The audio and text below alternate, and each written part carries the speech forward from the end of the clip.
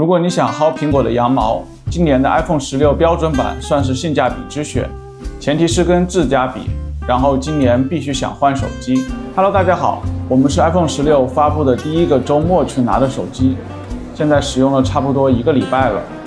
取手机的时候等了不到5分钟吧，甚至比等一杯奶茶的时间还要短。今年苹果主推自家的 AI， 为了用户体验一致性，更多的用户可以用他们家的 AI。今年的标准版很难得的给的特别多，不像前几年标准版拿来清前一代的 Pro 版的配件库存，标准版的处理器也更新到和 Pro 版同一代。虽然性能上有所阉割，但大家看一些测试结果，跟 Pro 版差距很小。这也是为了让标准版能够流畅运行他们自家的 AI。今年标准版也上了跟 Pro 版一样肉眼可见的更新相机按钮。我觉得苹果给标准版也加上这个按钮，也是因为这个按钮是基于视觉 AI 的入口。苹果希望更多的用户养成使用这个功能的习惯。新加的这个相机按钮体验很一般。当你横握的时候，我更希望这个按钮靠边一些，而不是现在这个位置。当你竖握的时候，我又更希望这个按钮靠中间一些。我现在是用无名指控制的，按起来其实很难受。反倒是去年更新的操作按钮用起来比较舒服，因为你是用的大拇指。当你横握的时候，很容易就进入相机，按一下是拍照，按住是录像，松开录制结束，操作都是一样的。当你竖握的时候也很舒服，也是用大拇指进入的，按一下拍照，我觉得这个体验反而更加的流畅。这个相机按钮，当你半按的时候，如果你手靠在比较边，你需要用比较大的劲才能进入，而你按的时候在中间的话，就很容易进入，因为按压力度不同，真的用起来非常抓狂。相比较而言，滑动稍微舒适一些，不过也不是很流畅。相比较而言，我觉得触屏操作还是更方便一点。如果你因为戴手套不方便操作触屏，但这个按钮其实也按得不舒服，所以并没有什么优势。这个相机按钮跟实际相机比起来，真的是差太远了。我觉得这个操作手感完全不是一个数量级的。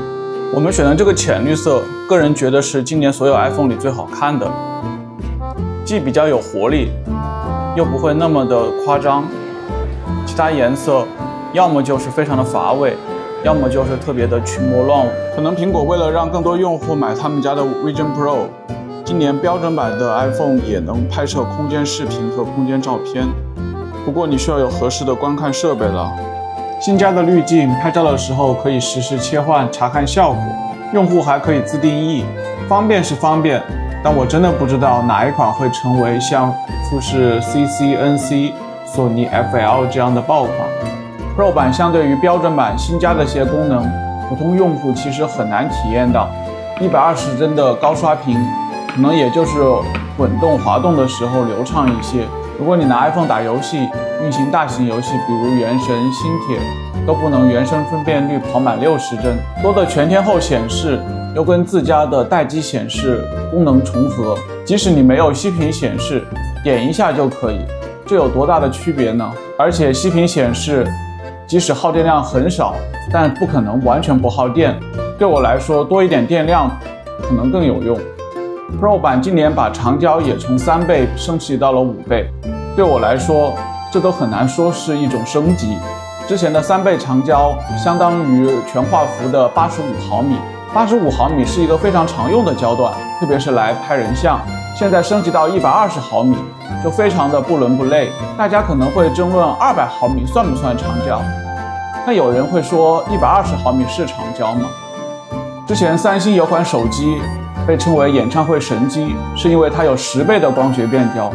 即使后来三星也用上了5倍的变焦，5倍光学变焦的照片，如果你有上亿像素，通过裁切成10倍、20倍，你能得到很高像素的照片。可苹果的长焦只有1200万像素，你再裁切，那就真的是像素太少了。新加的 4K 120帧仅限于主摄。对于普通用户，有多少人经常要拍升格画面呢？即使拍升格画面，2倍和4倍差别又有多大？而对于专业用户，你的选择又会很多。你要么有 Pocket 3或者其他运动相机，然后你会用更专业的全画幅相机或者微单相机。感谢大家的观看。对于我来说，今年购买 iPhone 16相当于以最划算的价格预购一张苹果 AI 的门票。对于 iPhone 15 Pro 的用户，因为已经有入场券了，从性价比的角度上说，完全可以等明年再升级。